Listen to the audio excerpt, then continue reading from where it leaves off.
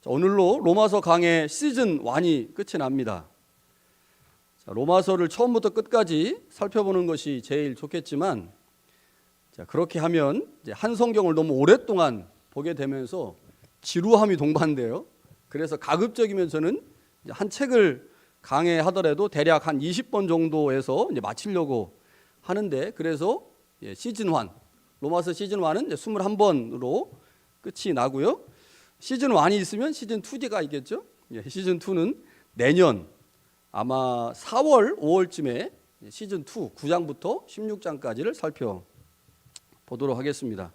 자, 신약 성경을 한번 봤으니까 이제 구약으로 가야 되겠죠. 그래서 다다음 주부터는 구약의 호세아서를 설교하려고 합니다. 우리가 예전에 아모스서를 본 적이 있습니다.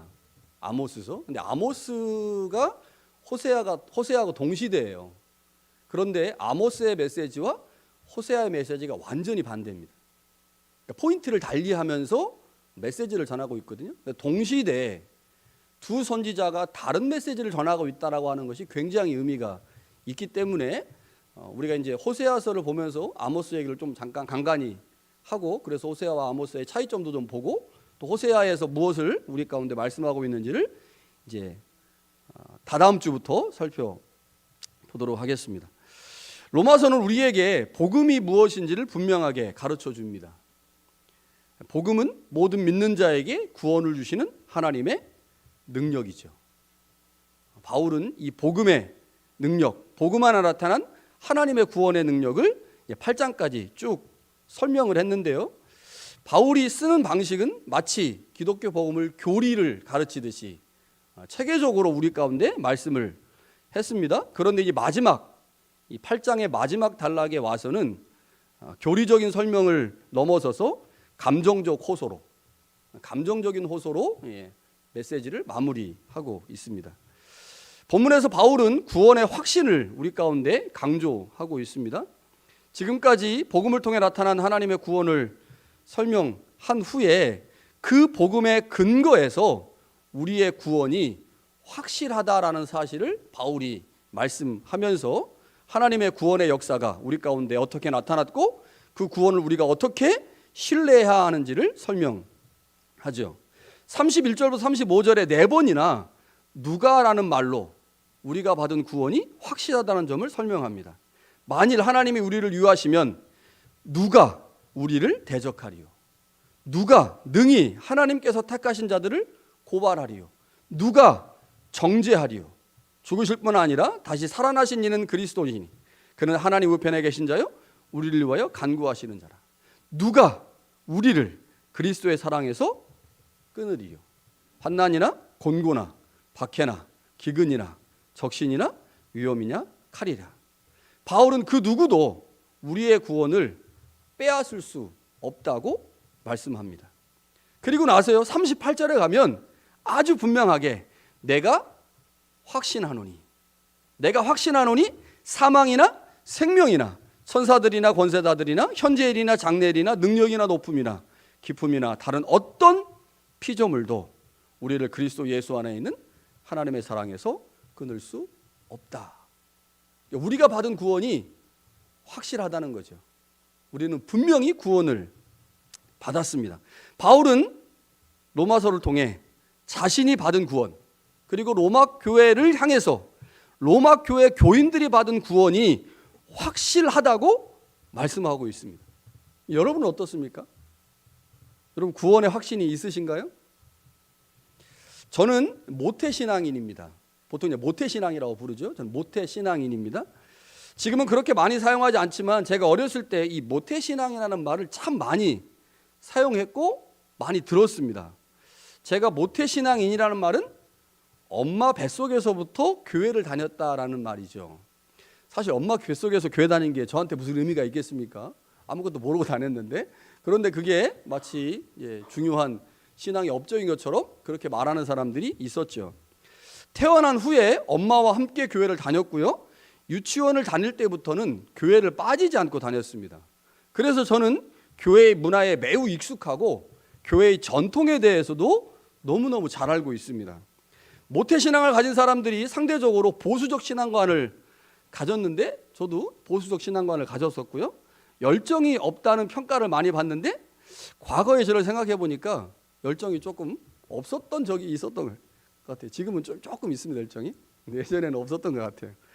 제가 중학교 3학년 때 아버지와 함께 기도원 집회에 참여한 적이 있습니다. 아주 오래된 일이라 어떤 기도원이었는지 어떻게 그곳에 갔는지 모르겠어요. 어떤 말씀을 들었는지도 전혀 생각이 나지 않습니다. 그런데 그 집회에 참여하고 난 후에 저는 소위 구원의 확신이라는 게 생겼습니다. 중학교 3학년 때요. 제 신앙생활에 큰 계기가 되었던 집회라고 저는 기억을 하고 있고요. 그 기도원 집회 이후에 제가 다니던 교회 중고등부에서 엄청나게 열심히 무엇인가를 하려고 했어요. 목사님이 뭐 교회 청소하는데 청소해야 되는데 청소할 사람 그럼 제가 하겠습니다. 이렇게 했던 기억이 나요. 요 집회를 참여하고 난 후에 제 기억으로 그때 처음으로 내가 그리스도인이 되었다라고 하는 생각을 했던 것으로 기억합니다.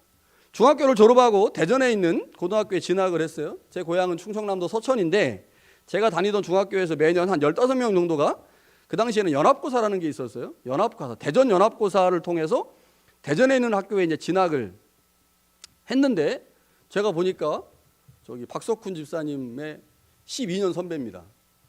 고등학교 선배, 고등학교. 예, 나중에 보니까 선배더라고요, 고등학교 선배. 하여튼 제가 대전에 있는 명석고등학교에 이제 진학을 했습니다. 당시에 타 지역에 있는 학생들이 대전으로 이제 고등학교로 오면 대부분 하숙을 했습니다. 저도 그때 이제 하숙을 했었는데 하숙비가 10만 원이었어요. 근데 매년 2만 원씩 오르더라고요. 졸업할 때쯤 되니까 한 20만 원 되더라고요. 자, 대전에서 혼자 지냈기 때문에 아무래도 부모님의 간섭이 없는 상태였죠. 당연히 자연스럽게 삶의 모든 것이 느슨해졌습니다. 지금 드는 생각이요. 중학교 3학년 때 기도원에 다녀온 후에 마음속에 자리 잡은 구원의 확신이라는 것이 과연 나에게 어떤 의미였는가가 생각이 납니다. 그때 분명 구원의 확신이 있었어요. 그래서 분명히 천국에 갈 수 있다고 생각했습니다. 그런데 중학교를 졸업하고 고등학교에 가면서 생활이 좀 느슨해지니까 부모의 간섭이 없어지니까 점점 그 확신이 사라져 갔던 것으로 기억합니다. 고등학교 1학년 수련회를 가기 전까지 대략 한 3, 4개월 동안은 구원의 확신이 많이 사라졌어요. 그래서 제 친구랑 저희 사촌 누나가 그때 안양의 본백화점에서 백화점에 이제 일을 했는데 주일날, 지금은 상상도 못할 주일날 애들을 제가 몇 명 데리고 그 안양에 갔어요. 교회를 빠지고. 얼마나 구원의 확신이 약해졌으면 주일날 예배도 안 드리고 애들 데리고 야 우리 사촌 누나가 있잖아. 안양에 백화점에서 일하는데 한번 가볼까? 그래가지고 주일날 아침에 교회 안 가고 애들을 선동해가지고 제가 데리고 간 적이 있습니다. 구원의 확신이 많이 사라진 거죠. 그렇다면 구원은 어떻게 된 것일까요? 구원의 확신이 사라지면 구원도 함께 사라지는 것일까요? 구원이라는 것이 우리가 확신이 있으면 받는 것이고 확신이 없으면 못 받는 것입니까? 어떻게 생각하세요? 이 구원의 확신이라는 말은 처음에 선교단체를 중심으로 사용된 말입니다. 그러다가 이 말이 교회 안에 들어와서 사용되기 시작한 게 70년대입니다. 처음에 그 말이 사용될 때는 이 구원의 확신이라고 하는 말이 구체적 설명, 교리적 설명과 함께 이 말이 사용되었는데 80년대 중후반을 지나면서 구원의 확신에 대한 구체적인 내용은 없어지고 구호만 남은 상태였어요. 제가 80년대 후반에 이제 고등학교를 다녔기 때문에 제가 대전에서 학교를 다니고 있었고 그때 이제 교회를 출석을 했잖아요. 근데 그 교회를 출석했을 때 그 교회의 고등부 선생님이 CCC 출신이었습니다. 그러다 보니까 교회 안에서 이 구원의 확신이라고 하는 것을 매우 강조를 했어요. 구원의 확신이라고 하는 구호는 남아있는데 그 내용은 사실은 크게 남아있지 않았습니다. 구원의 확신을 질문으로 설명하면 대략 이런 거예요. 어떤 신앙인이 있습니다. 그 사람이 이렇게 말해요. 나는 구원을 받았습니다. 그래서 그 사람에게 물어보는 거예요. 왜 그렇게 생각하십니까? 그러면 그 사람이 이렇게 대답해요. 구원의 확신이 있으니까요. 그럼 다시 묻습니다. 그럼 구원의 확신이 뭔가요? 그 사람이 이렇게 대답해요. 구원의 확신은 내가 구원을 받았다라고 하는 것을 확실하게 믿는 겁니다. 내가 구원을 받았다고 하는 것을 확실하게 믿는 거. 이게 구원의 확신. 내가 구원을 받았다는 확신이 구원의 확신이라면 구원은 뭐로 받는 거예요? 확신으로 받는 거예요. 여러분 구원의 확신이 있으십니까? 구원의 확신 받으셔서 가지고 계세요? 어떻습니까? 맞는 말입니까? 지금도 제가 기억나는 게 있어요. 고등부 선생님, 아까 말씀드렸지 CCC 선교단체 출신이었거든요. 이분이 이제 개별 면담을 하는 거예요. 구원의 확신을 갖게 해야 되니까. 개별 면담하면서 이렇게 물어봅니다. 문장아, 너 지금 죽어도 천국 갈 수 있을 것 같으니? 이렇게 질문해요. 그러면 제가 뭐라고 대답하겠어요? 예, 지금 죽어도 천국 갈 수 있습니다. 그런 확신이 있습니다. 그래서 선생님이 오케이, 너는 구원 받았어. 이렇게. 근데 제 1년 후배 중에 하나가 이 구원의 확신이 없는 거예요. 나 그 친구 때문에 이름이 재준인데 이름도 지금 벌써 한참 지난 30년 또 더 지난 3년 정도 지난 얘기인데 아직도 기억이 생생해요. 저는 고등학교 1학년이었고 그 친구 중학교 3학년이었거든요. 근데 이 친구가 구원의 확신이 안 생기는 거예요. 막 성경을 들이밀고 막 기도를 아무리 해도 그 친구는 나는 죽어도 천국 못 갈 것 같아. 그러니까 막 우리도 막 죽겠고 우리는 다 막 이제 구원의 확신이 있잖아. 죽으면 천국 갈 수 있다고. 선생님도 막 죽을 것 같은 거야 그 친구 때문에. 그러니까 해라도 안 되니까 그 친구가 안 되니까 막 이제 그 선생님이 야 성경에 그렇게 써 있잖아. 성경에 써 있잖아. 그냥 믿어. 결국은 안 되니까 그냥 믿어. 안 믿어서도 지금 죽겠어 지금 자꾸 그러는데 그 믿으라고 하니 그냥 믿으라고. 성경을 믿으라고. 그 친구 끝까지 구원의 확신이 안 생겼고요. 그렇게 그냥 고등학교를 졸업했습니다. 그 이후로 어떻게 됐는지 모르겠어요. 선생님이 구원의 확신이 있다고 하면 너 구원 받았어라고 말을 하죠. 그렇게 구원의 확신은 한국 교회 안에 일종의 교리로 자리를 잡았습니다. 교리. 구원의 확신은 그 당시 중고등학교를 다니는 학생들의 신앙생활에 매우 긍정적 역할을 했습니다. 구원의 확신을 갖게 된 학생들이요 신앙생활에 적극적으로 참여했고 그로 인해서 중고등부는 매우 활력을 띄웠어요. 여러분 지금 생각해 보면 그 당시에 중고등부는요 80년대 중후반, 90년대 초중반까지요 중고등부 다 했어요. 저 그때 제가 기억하기는 고등학교 1학년 때 제가 이제 뭐 좀 열심히 교회 다니고 하니까 이제 저한테 친교부장을 맡겼습니다. 친교부장이 뭔지도 모르고 그냥 친교부장을 했어요. 그러니까 맨날 이제 회장이 임원들 소집하는 임원들. 자, 임원들 모여서 그 친교부장도 임원이잖아요. 모여가지고 뭐 하냐? 맨날 기도회 합니다. 기도회 막 1시간씩 기도해요. 그 당시 회장이 이제 목사님 아들이었는데 막 30분 기도하고 1시간 기도하고 뭐 일주일에 3번씩 모여서 기도해요. 선생님이 시켜서 한 게 아닙니다. 그냥 우리끼리 모여서 하는 거예요. 우리끼리 모여서 막 통성기도 하고 막 찬양하고 막 전도하고 막 와. 지금은 상상할 수 있습니까? 상상이 안 되죠. 지금은 하라고 해도 애들이 말을 안 듣는데 그 당시에는 시켜서 한 게 아니고 그냥 우리가 자발적으로 한 거예요. 이렇게 할 수 있었던 동기가 뭐냐? 구원의 확신입니다. 그러니까 전체적으로 선교단체뿐만 아니라 그 당시 이 교회들의 분위기가 구원의 확신이 있어야 된다라고 하는 분위기 때문에 교회들마다 학생들 중고등부에서 막 구원의 확신에 대한 점검 체크들을 막 했고 구원의 확신이 생기니까 나 구원 받았어. 그러니까 막 뭔가 해야 되는 거예요. 중고등부한테 엄청난 선한 영향력을 미쳤습니다. 중고등부뿐만이 아니라 교회 전체의 영향력을 미쳤죠. 그런데 이 구원의 확신이 갖고 있는 약점이 있었습니다. 그 약점이 뭐냐? 구원의 확신 이 교리는 관심사가 현재 우리의 삶의 문제가 아니에요. 이 구원의 확신의 관심사는 죽음 이후에 천국 가는 겁니다. 이게 관심사예요. 그러니까 질문 자체가 뭐예요? 너 지금 죽으면 천국 갈 것 같냐 못 갈 것 같냐 이걸 물어보는 거예요. 그러니까 우리의 관심사가 자연스럽게 이 땅에서 우리가 어떻게 삶을 살 것이냐가 아니라 우리가 죽음 후에 천국 갈 수 있느냐 없느냐 이게 이제 구원의 확신의 관심사가 되다 보니 당연히 뭐가 문제겠습니까?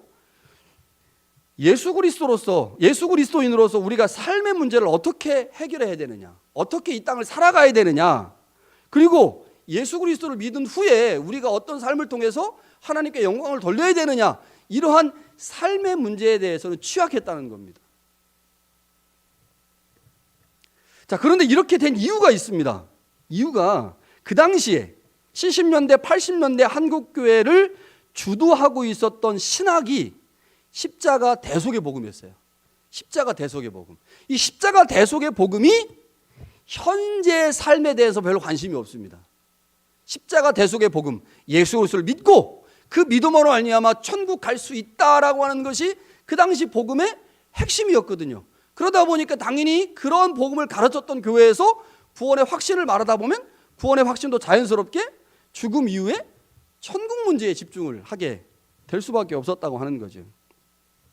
구원의 확신이 십자가 대속의 복음과 연결되면서 구원의 확신 역시 죽음 이후의 문제에만 집중을 했다는 겁니다.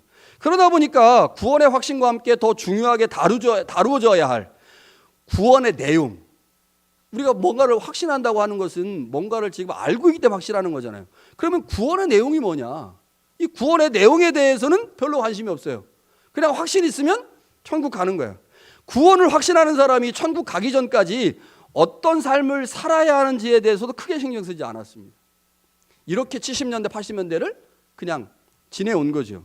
그런데 더 큰 문제는요, 한국교회가 구원의 내용이나 또는 구원받는 자의 삶에 관한 컨텐츠가 부족하다 보니까 그 컨텐츠를 어디서 가져왔냐면 한국 사회 안에 존재하던 기복신앙에서 그 내용을 가져왔어요. 그러니까 외형적 틀은 구원의 확신이고 그 안에 있는 내용은 뭐예요? 기복신앙인 거예요. 구원의 확신이라고 하는 죽음 이후에 천국 가는 문제하고 이 땅에서 복받자라고 하는 기복신앙이 결합되면서 한국교회는 꽉 먹고 알 먹고를 가르친 겁니다.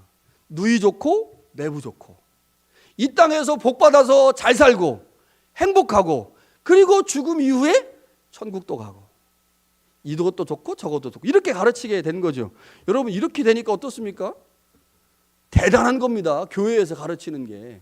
아니 죽음 이후에 지옥이 아닌 천국 간다는 거 그것도 좋은데 예수님 믿으면 이 땅에서 잘 된다는 거예요. 복 받고 건강해지고 출세하고 성공하고 이거를 가르치니까 한국교회가 사회에 엄청난 영향력을 행사할 수 있게 됐습니다. 그러면서 한국교회가 80년대 폭발적인 성장을 합니다. 이때 뭐가 만들어져요?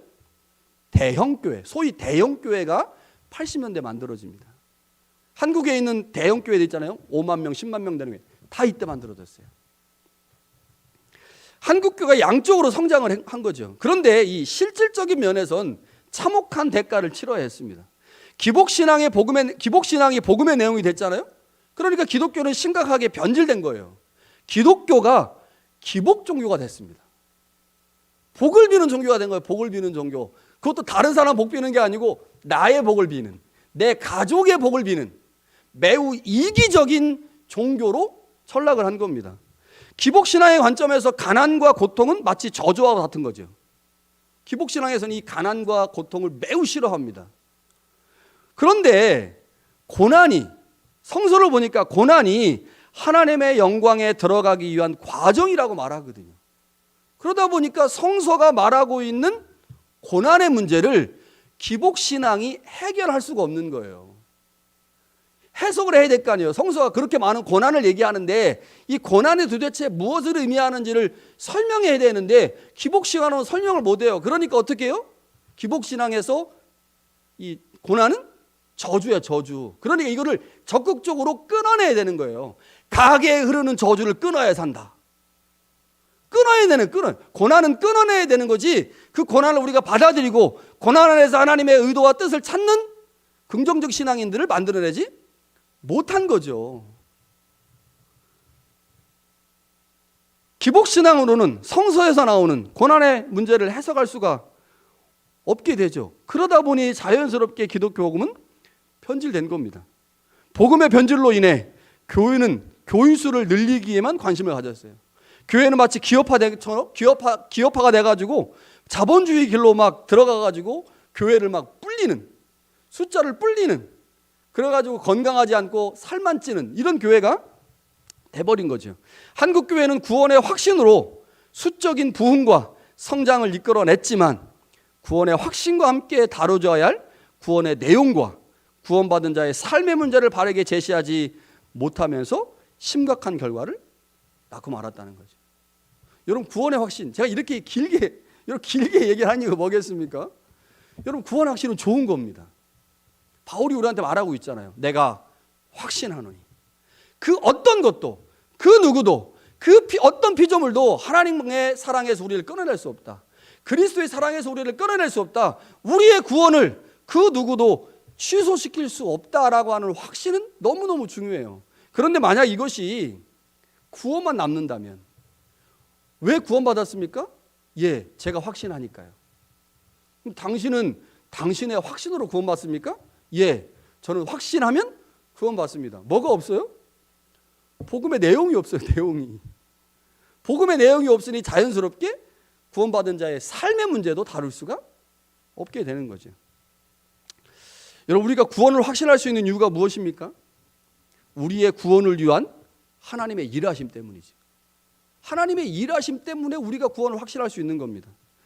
8장 29절부터 30절에 보니까요, 바울은 구원을 위한 하나님의 일하심을 4단계로 설명해요. 미리 정하심, 예정입니다.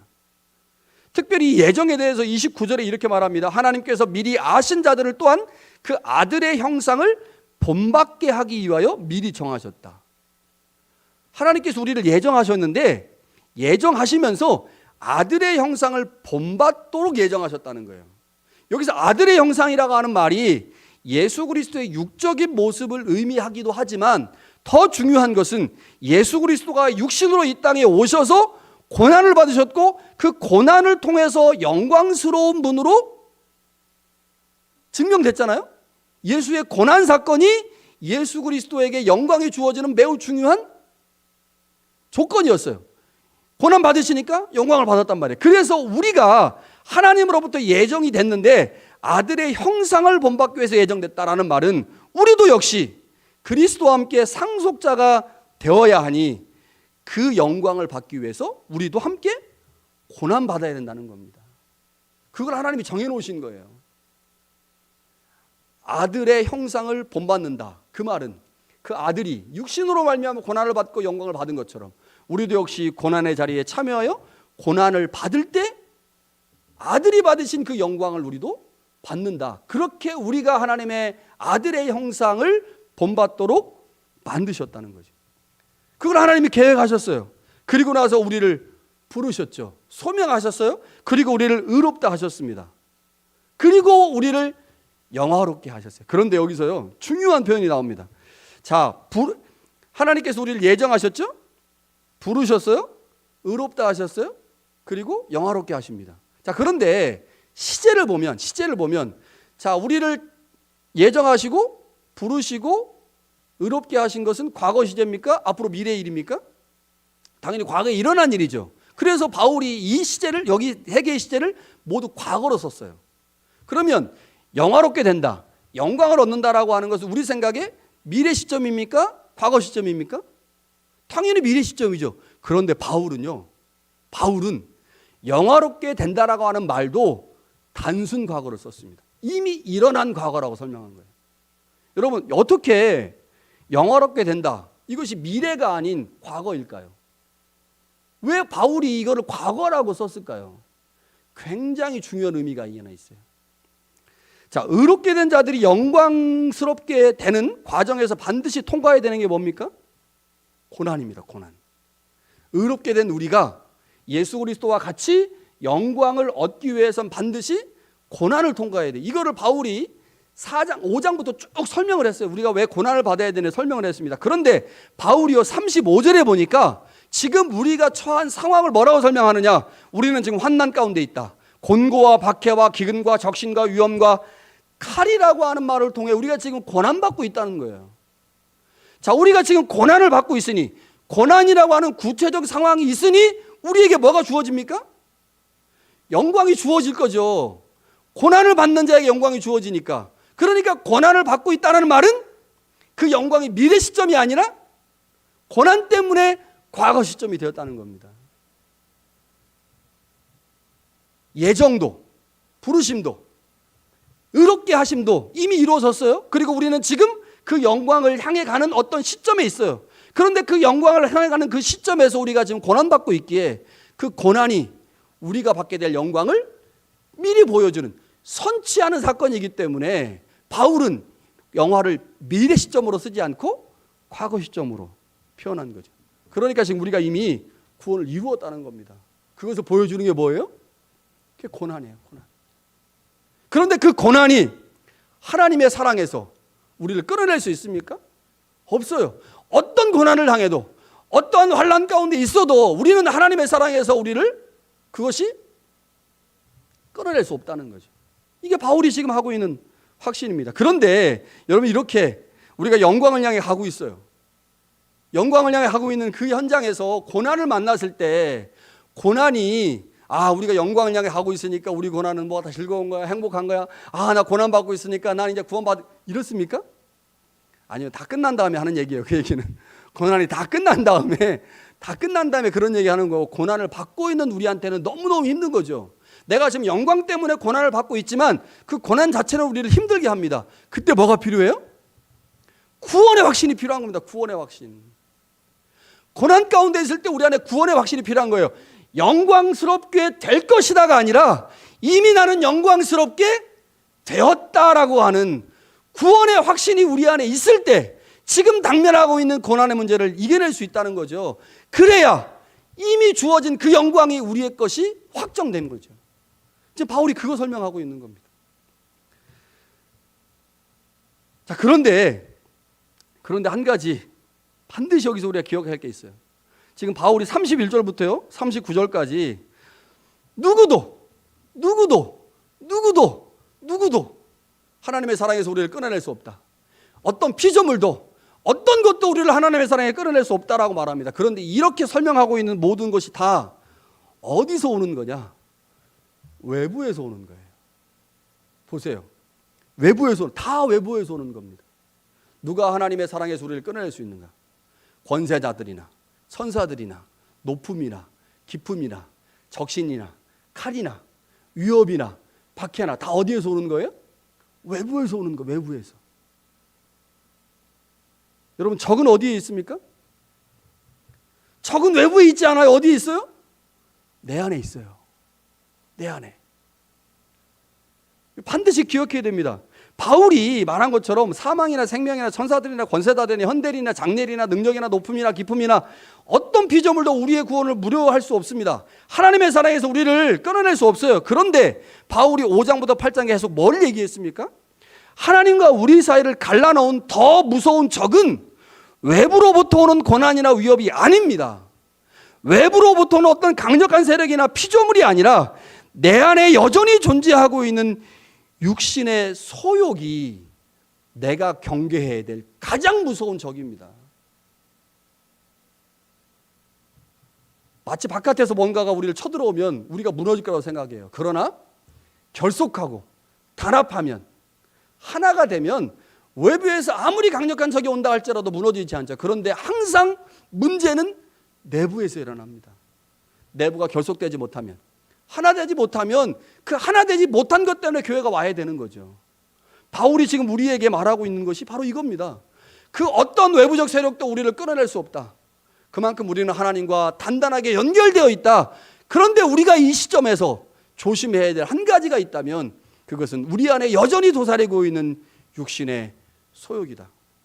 여러분, 이 몸 내 거예요? 그 옆에 있는 사람 거예요? 이거 내 겁니다. 내 거. 육신의 소욕이 내 거예요? 옆에 있는 사람 거예요? 그거 내 거예요. 내 거. 다른 사람 뭐 탓할 것도 없습니다. 내 거예요. 내가 이걸 컨트롤해야 됩니다.